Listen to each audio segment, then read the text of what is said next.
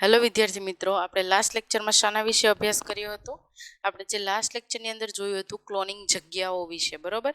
તો ક્લોનિંગ જગ્યાઓ કમ્પ્લીટ કર્યા પછી આપણે જે પ્લાઝમિડ છે, બેક્ટેરિયોફેજ છે, એ કેવી રીતે મદદ કરે છે આપણને બહુગુણન થવામાં, એટલે કે જે જનીન છે, આપણું ઈચ્છિત લક્ષણ છે મળી શકે તેના માટે. હવે અહીંયા આપણે જોઈએ કે વનસ્પતિ અને પ્રાણીઓમાં જે ક્લોનિંગ વાહકો છે કયા કયા પ્રકારે છે. તો પહેલા અહીં એગ્રોબેક્ટેરિયમ,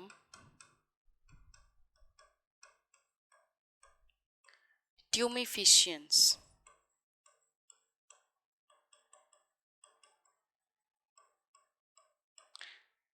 એગ્રોબેક્ટેરિયમ ટ્યુમિફિશિયન્સ એક પ્રકારનું બેક્ટેરિયા છે કે જેનાથી ટ્યુમર ફોર્મ થાય છે. વનસ્પતિમાં ટ્યુમર બનાવે છે.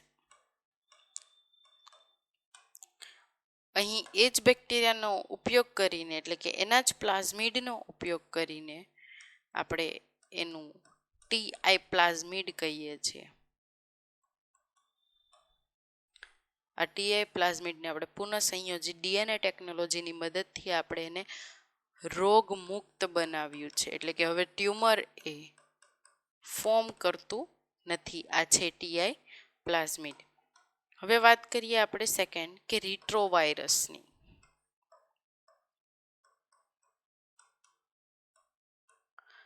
રિટ્રોવાયરસ શું કરે છે? કેન્સર કરે છે. કેન્સર કરે છે. તો અહીંયા શું થશે કે અહીં આપણે પુનઃસંયોજિત ડીએનએથી જે રિટ્રોવાયરસ છે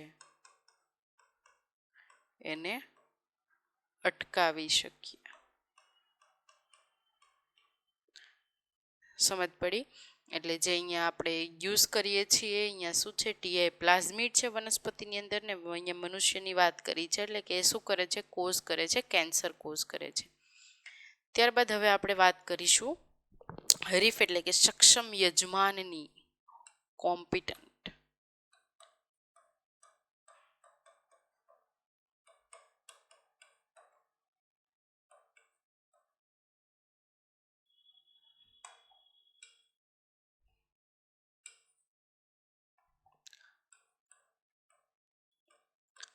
સક્ષમ યજમાન. તો હવે ખાસ એક વસ્તુ અહીંયા યાદ રાખજો કે આપણે જે ડીએનએ છે, આરડીએનએ ટેકનોલોજીની મદદથી જે ડીએનએ આપણે બનાવીએ છીએ, એ ડીએનએ આપણે ઇનપુટ કરવા માટે અલગ અલગ ટેકનિક ઉપયોગ કરવી પડે છે. કેમ એવું? કેમ કે જે ડીએનએ છે એ હાઇડ્રોફિલિક છે. કેવું છે? એટલે કે જલાનુરાગી.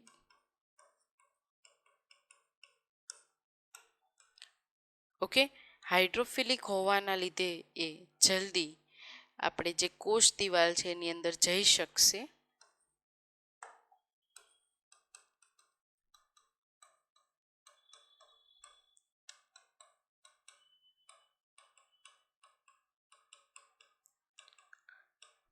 તેથી કોષમાં પહોંચાડવા માટે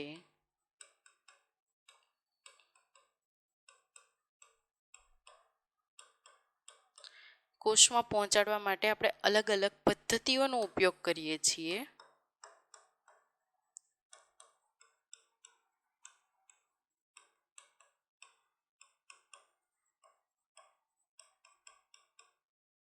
ઓકે, કોષમાં પહોંચાડવા આપણે અલગ અલગ પદ્ધતિનો ઉપયોગ કરીએ. એમાં કોઈ અમુક પદ્ધતિ છે બળપૂર્વક હોય છે, બળજબરીથી. જોઈએ પેલી પદ્ધતિ, કેલ્શિયમ આયન. કોષમાં આપણે જે આપણું ડીએનએ છે એની આજુબાજુ કેલ્શિયમ આયનનું લેયર છે વધારી દેવાનું. એટલે એક આખું કેલ્શિયમથી આવૃત કરી નાખવાનું ડીએનએને. બરાબર? અહીંયા કેલ્શિયમ.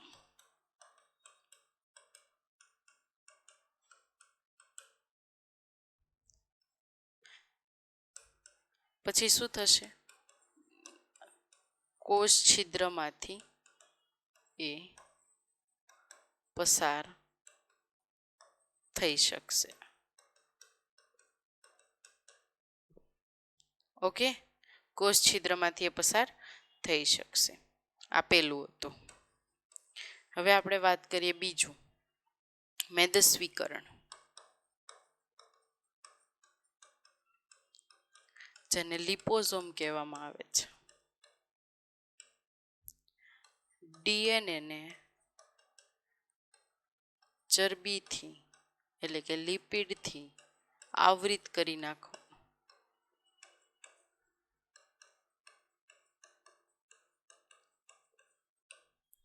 કોષમાં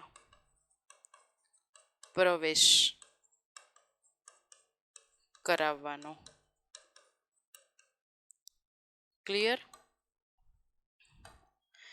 ત્રીજું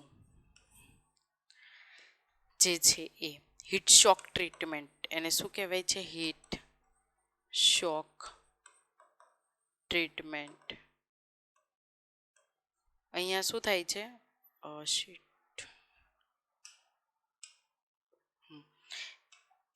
અહીંયા શું થશે? હીટ શોક ટ્રીટમેન્ટના લીધે પેલા ડીએનએ છે જે કોષની અંદર આપણે દાખલ કરવાનું છે એમાં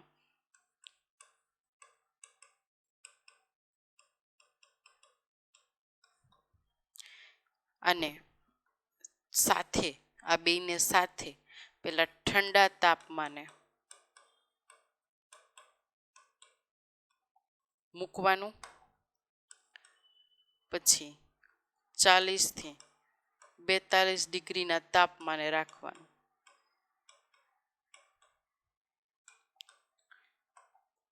પરિણામે શું થાય? પરિણામે કોષમાં છિદ્ર થશે. કેમ કે એકવાર ઠંડુ છે, એકવાર ગરમ છે, ઠંડુ છે, ગરમ છે, તો એને એવી રીતે કન્ટિન્યુઅસલી પોર ખુલશે બંધ થશે, ખુલશે બંધ થશે. એટલા ટાઈમના ડ્યુરેશનની અંદર ડીએનએ છે એની અંદર ઇન્સર્ટ છે એ થઈ જશે. ક્લિયર અહીંયા સુધી? ફોર્થ જોઈએ, ટંગસ્ટન કે સોનું આવૃત.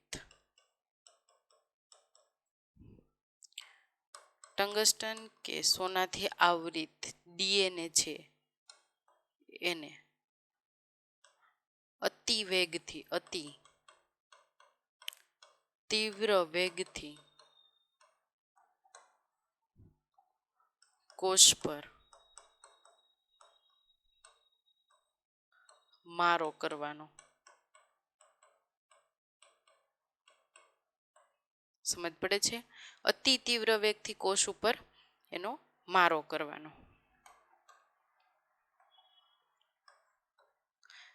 કોષ ઉપર આ ટેકનિકને કહેવાય જીન ગન ટેકનિક.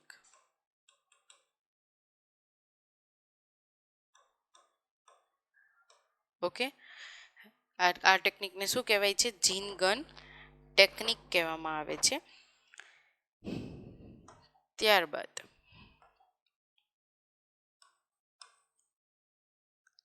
સૂક્ષ્મ અંતઃક્ષેપણ એટલે શું? Micro injection.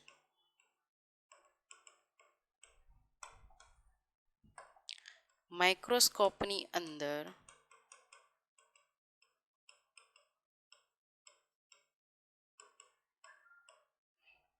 એટલે કે માઇક્રોસ્કોપમાં તમે જોતા હોય ત્યારે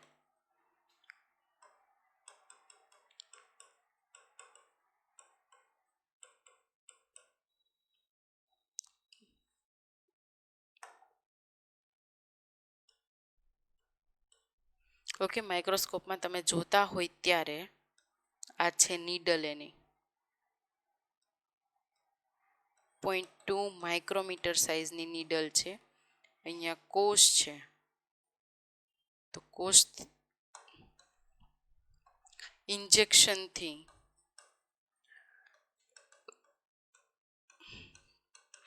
કોષ છે એમાં ડીએનએ ઇન્ટ્રોડ્યુસ કરાવવું, દાખલ કરવું. ક્લિયર? અહીંયા સુધી જે આપણે જોઈએ છીએ કે ભાઈ સૂક્ષ્મ અંતક્ષેપણ છે એમાં માઇક્રો ઇન્જેક્શનથી આપણે માઇક્રોસ્કોપની અંદર ડીએનએ છે એને દાખલ કરાવી શકીએ. જોઈએ ફરીથી એકવાર.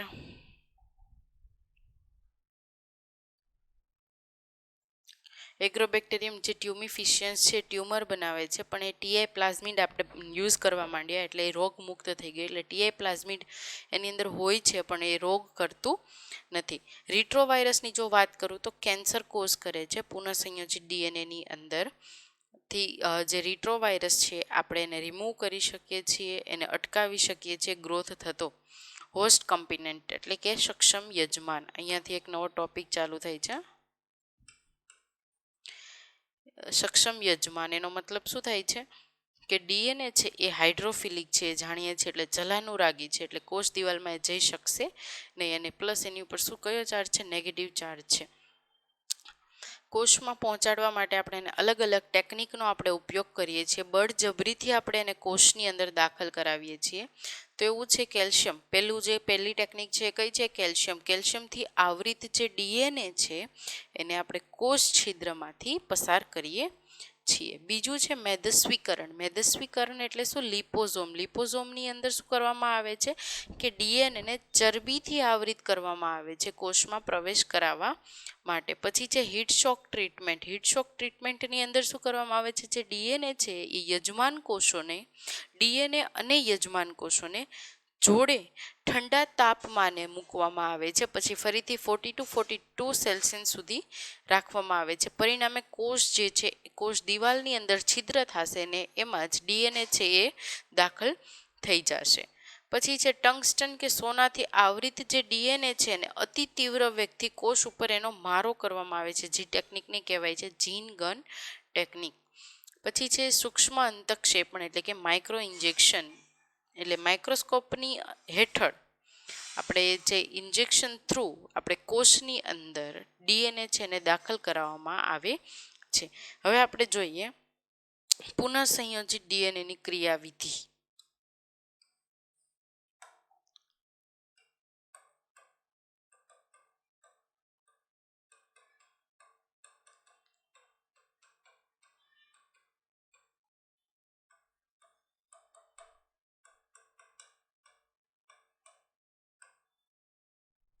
પુનઃસંયોજિત ડીએનએની ક્રિયાવિધિની અંદર જો હું વાત કરું તો પહેલા તો એક છે જનીન દ્રવ્યનું અલગીકરણ.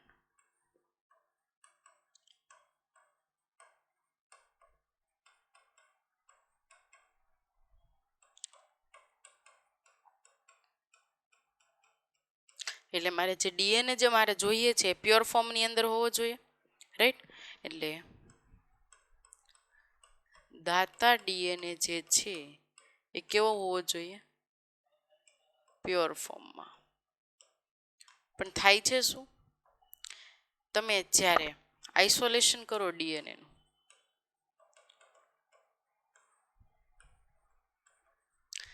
ડીએનએને તમે લો છો એટલે કે ડીએનએ તમારે જોઈએ છે તો તમે શું કરશો? એનું આઇસોલેશન કરશો, કાઢશો એમાંથી, બરોબર? એટલે કે જે મટીરિયલ છે એની અંદરથી તમે ડીએનએ લેશો. તો એની માટે તમારે શું કરવાનું હોય છે કે જે આપણે ડીએનએ આપણને મળે છે પહેલાં તો એને અવક્ષેપિત કરવાનું હોય છે. અવક્ષેપિત શેનાથી થાય છે? આલ્કોહોલથી. ઓકે, જે ડીએનએ આપણને મળે છે એનું અવક્ષેપિત કરવાનું હોય છે આલ્કોહોલથી. એ અવક્ષેપિત થશે એટલે ફોર એક્ઝામ્પલ કે કોઈ પણ ડીએનએ છે, હું અહીંયા વનસ્પતિનું ડીએનએ લઉં છું તો એના લીવ લઈ લઈશ, એટલે કે પાંદડા લઈ લઈશ. પછી એને હું ક્રશ કરીશ પછી સેન્ટ્રીફ્યુઝ છે, એટલે સેન્ટ્રીફ્યુઝ એક ટાઈપનું મશીન છે, ઇન્સ્ટ્રુમેન્ટ છે કે જેનાથી હાઈ સ્પીડ ઉપર જે ટ્યુબ છે એ ફરે છે. એટલે પરિણામે આવી રીતે બે પાર્ટ પડે છે. એમાં એક છે સુપરનન્ટ, એને ઉપરનું શું કહેવાય? સુપરનન્ટ કહેવાય. અને બીજું છે પેલેટ. અહીં આપણે સુપરનેન્ટ અને પેલેટને અલગ કરશું, પછી એની અંદર પીસીઆઈ એડ કરશું, phenol, chloroform, isopropyl alcohol. PCI add કર્યા પછી આપણે ફરીથી એને સેન્ટ્રીફ્યુઝ કરશું. સેન્ટ્રીફ્યુઝ થઈ જાય એટલે આપણે સુપરનન્ટ જે છે એટલે કે ઉપરનો ભાગ, નીચે અહીંયા જામી ગયેલો અલગ ભાગ છે, આવી રીતે સુપરનન્ટને ડિસ્કાર્ડ એટલે કે નાખી દેશું.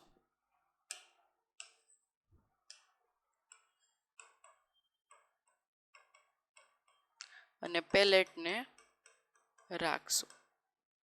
હવે સમજો, એટલું બધી પ્રોસેસ કરી અને આપણને શું મળ્યા? પેલેટ મળ્યા. પણ આ પેલેટની અંદર પણ પ્રોબ્લેમ છે. શું છે એ પ્રોબ્લેમ? કે આ પેલેટમાં બીજા મારે જે નહીં જોતા હોય એવા તત્વો પણ હશે, એવા અણુઓ પણ હશે. પ્રોટીન હશે, આરએનએ હશે, રાઈટ. પછી જે અમુક જે કોષ રસની અંદર જોવા મળે છે, તો એવા તત્વો પણ તમને જોવા મળશે. તો પ્રોટીન છે, તો હું પ્રોટીએઝ એન્ઝાઇમ એડ કરી શકું, એટલે શું કરશે? પ્રોટીનને તોડી નાખશે. આરએનએ છે, તો રિબો ન્યુક્લિયેઝ એન્ઝાઇમ એડ કરી શકું, તો એ શું કરશે? જે આરએનએ છે એને તોડી નાખશે. પછી સેલ વોલ મારે તોડવી છે, પહેલાં સ્ટાર્ટિંગમાં આપણે સેલ વોલ તોડવી પડે, પછી અંદરનું તૂટે ને બધું. મારે સ્ટ્રક્ચર આખું બહાર જોઈએ છે, ડીએનએ જોઈએ છે, આરએનએ જોઈએ છે, પ્રોટીન, આ બધાને તોડવા માટે પહેલાં મારે આ આપવા પડશે, ત્યારે એની સેલ વોલ તૂટશે. પણ સેલ વોલ તોડવા માટે એટલે કે કોષ દિવાલ ને તોડવા માટે મારે શેનો યુઝ કરવો પડશે? લાઇસોઝાઇમનો. શેનો યુઝ કરવો પડશે? લાઇસોઝાઇમનો. આ બધી ટેકનિક કર્યા પછી મને અહીંયા શું મળે છે? ડીએનએ મળે છે, જે પેલેટની અંદર હશે. એની અંદર આ બધું નાખ્યા પછી ડીએનએ જે મળશે, એ ડીએનએને મારે ફિક્સ કરવું પડશે, બરોબર. તો એટલે એનું પ્રેસિપિટેશન એટલે કે એનું અવક્ષેપન કરાવશું. કોની મદદથી? આલ્કોહોલની મદદથી. પછી આ ડીએનએનું ફરીથી જેલ ઇલેક્ટ્રોફોરેસિસ થશે, જે આપણે ભણી ગયા ઓલરેડી. પછી એનું છાલન થશે અને આપણને જે ડીએનએ મળશે એને આપણે હવે આરડીએનએ ટેકનોલોજી માટે ઉપયોગ કરી શકશું. એક આ પ્રોસેસ થઈ શકે, બરોબર. હવે આપણને જે ડીએનએ મળ્યું છે એ ડીએનએને મેં કટ કરવા માટે હું થોડા પાછળ જઈએ. હવે આ ડીએનએ છે, મારે એને કટકા હવે કરવા છે ને, તો હું થોડાક રેસ્ટ્રિક્શન એન્ઝાઇમ પણ એડ કરી દઈશ, તો અહીંયા કટકા થશે. તો ફરીથી જેલ ઇલેક્ટ્રોફોરેસિસ છાલન કરશું, ડીએનએ કરશું, ને આરડીએનએ ટેકનોલોજી માટે ડીએનએ છે આપણું રેડી થઈ ગયું છે. ક્લિયર અહીંયા સુધી? આ બધી શું હતી? એની ક્રિયાવિધિ હતી. હવે આપણે જોઈએ, પહેલેથી છેલ્લે સુધી આપણે જેટલું ભણ્યા ને એ બધું એપ્લાય કરીએ આપણે. ચલો પેલા લઈએ ડીએનએ. આ ડીએનએમાં એટલે આ પોર્શન કેવો થશે? એક લાંબો આમ સમથિંગ થશે, બરોબર. કેમ છે? ચીપકું છેડો કરવો પડશે.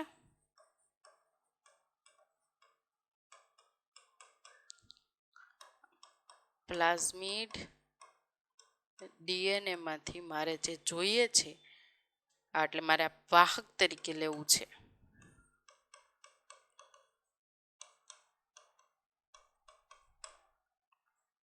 હવે જોઈએ સેકન્ડ, કે તમારું આ એક છે, વિદેશી ડીએનએ. કેવું છે? વિદેશી ડીએનએ જે તમારે જોઈએ છે. એટલે તમે શું કરશો? આ ટુકડાને તમે કાઢી નાખ્યો. હવે તમારે આમાંથી એવો ટુકડો લેવો પડશે. ફોર એક્ઝામ્પલ આપણે આ લઈએ છીએ. હવે આને તમે બે જોઈન્ટ કરશો.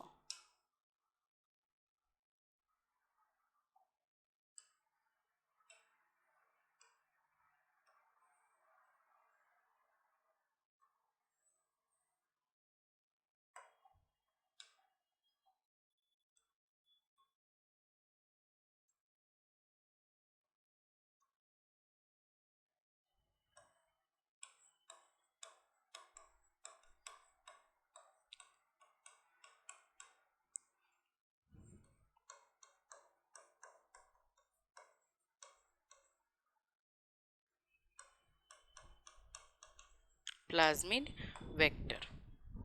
આ શું છે? વિદેશી ટુકડો. હવે અહીંયા શું થશે? તમારું ડીએનએ છે એ રેડી છે. ઈચ્છિત લક્ષણો વાળું ડીએનએ છે એ હવે રેડી છે. તો હવે હું શું કરીશ? એક યજમાન કોષ ગોતીશ અને આ યજમાન કોષની અંદર આ પ્લાઝમિડને ઇન્ટ્રોડ્યુસ કરાવીશ કે જેની અંદર શું છે? ઈચ્છિત લક્ષણો છે.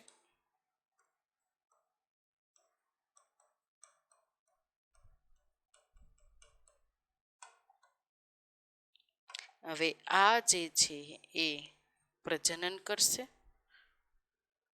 અને એકમાંથી બે બનાવશે. ત્યારે આ જે ડીએનએ છે એ ટ્રાન્સફર થશે.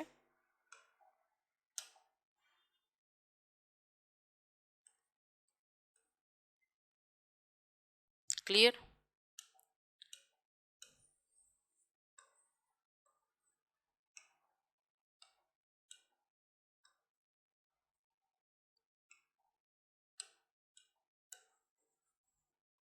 હવે આ ડીએનએ આપણું કેવું બન્યું? પુનઃ સંયોજિત ડીએનએ એટલે આરડીએનએ. આ આપણને મળી ગયું આરડીએનએ, રાઈટ? હવે આ ડીએનએ મારી પાસે ઓછા કન્ટેન્ટમાં છે, એટલે કે ઓછા પ્રમાણમાં છે. તો મારે આને વધારે પ્રમાણમાં કરવું પડશે. મારે જો એને જોતું જ હોય તો હું એને શું કરીશ? વધારે પ્રમાણમાં કરીશ. તો એ કઈ ટેકનિકથી આપણે કરી શકીએ? PCR, polymerase chain reaction.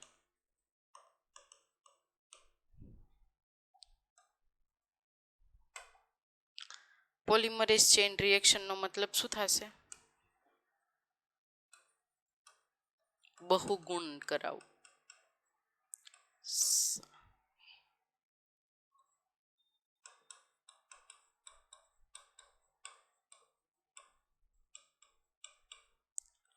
અહીં બહુગુણન આપણે કરાવવાનું છે. તો પેલા પીસીઆરના 3 સ્ટેપ છે.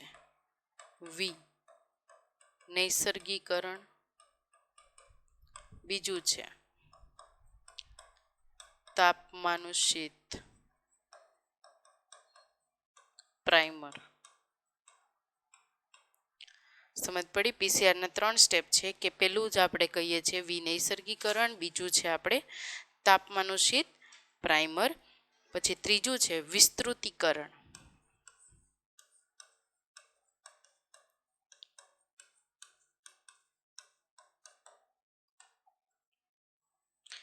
પેલી વાત કરીએ વિનૈસર્ગીકરણ.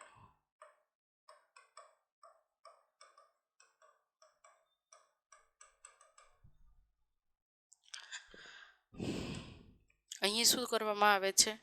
90 થી 95 સેલ્સિયસ તાપમાન આપવામાં આવે છે.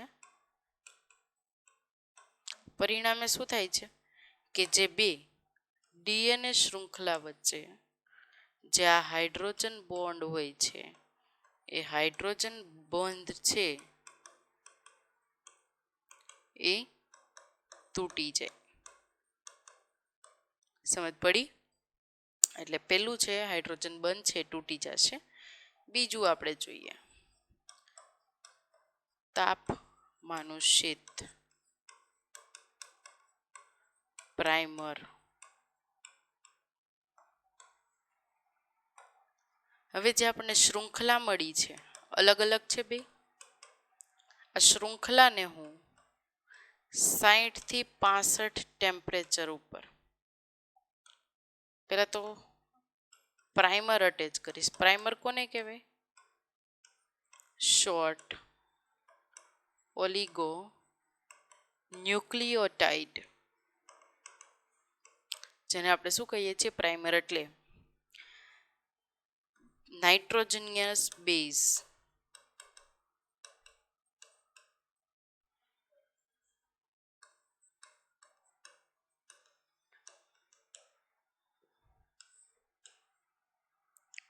છ થી 10 પણ હોઈ શકે અને 100 થી 200 પણ હોઈ શકે. બરાબર, નાઇટ્રોજનિયસ બેઝ એટલે અહીં થોડા નાઇટ્રોજનિયસ બેઝ છે એને આપણે એડ કરશું. આ નાઇટ્રોજનિયસ બેઝને એડ કર્યા પછી આપણે એને ટેમ્પરેચર આપશું ને 60 to 65 ટેમ્પરેચરે એનું શું થશે? એ જોડાશે પ્રાઇમર સાથે જોડાશે. ખાસ યાદ રાખવાનું પ્રાઇમર છે હંમેશા 3' OH ઉપર જ જોડાશે, કેમ કે આ એક છે ન્યુક્લિયોફિલિક છે એટલે ત્યાં આવીને કોઈ પણ બેઝ છે જોડાઈ શકે. ક્લિયર? હવે ત્રીજું વિસ્તૃતીકરણ.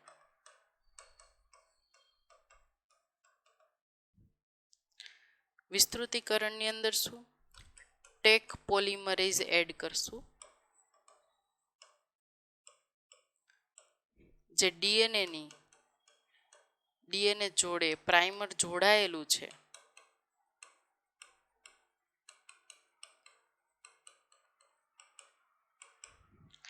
એ શૃંખલા ને વિસ્તૃત કરે. ફિગર જોઈ લઈએ એકવાર.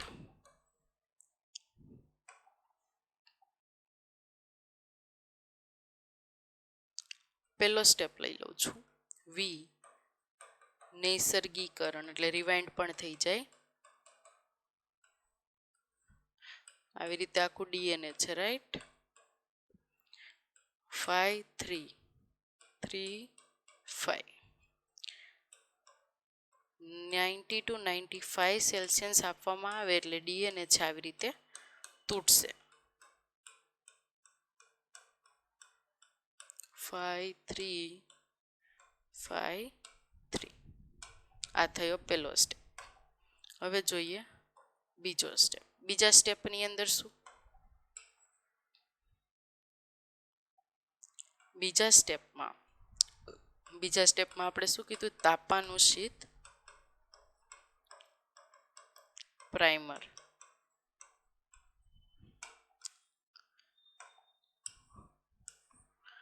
ફાઈવ 3 5 3 તો અહીંયા 3' છે ત્યાં શું જોડાશે? પ્રાઇમર જોડાશે. આ એક થઈ ગઈ એટલે આ શું થયું? પિતૃ ડીએનએની સ્ટ્રેન્ડ થઈ, શૃંખલા. આ પણ પિતૃ ડીએનએની શૃંખલા થઈ. ફોર એક્ઝામ્પલ અહીંયા એ ટી જી સી છે તો અહીંયા ટી એ સી જી આવી રીતે પ્રાઇમર સામે હશે. ઓકે, તો હવે અહીંયા શું થશે? તમે એને 60 થી 65 સેલ્સિયસ આપશો એટલે પ્રાઇમર આ બે અટેચ થઈ જશે, જોડાઈ જશે. ક્લિયર? ત્રીજું વિસ્તૃતીકરણ. શું? વિસ્તૃતીકરણ. શું હોય વિસ્તૃતીકરણમાં? ઇલોંગેશન. હવે જુઓ, 3' OH, આ 5'. તમે જે પ્રાઇમર આપ્યું હતું અહીંયા હું કયું એન્ઝાઇમ એડ કરીશ? Taq polymerase. અહીંયા એવી રીતે નવી સ્ટ્રેન્ડ બનશે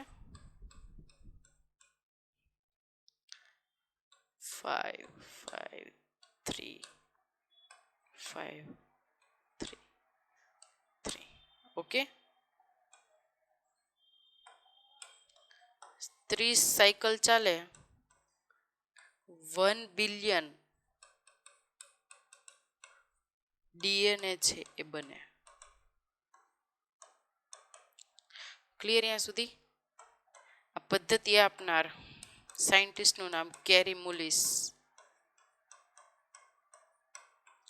પીસીઆરની શોધ કરી.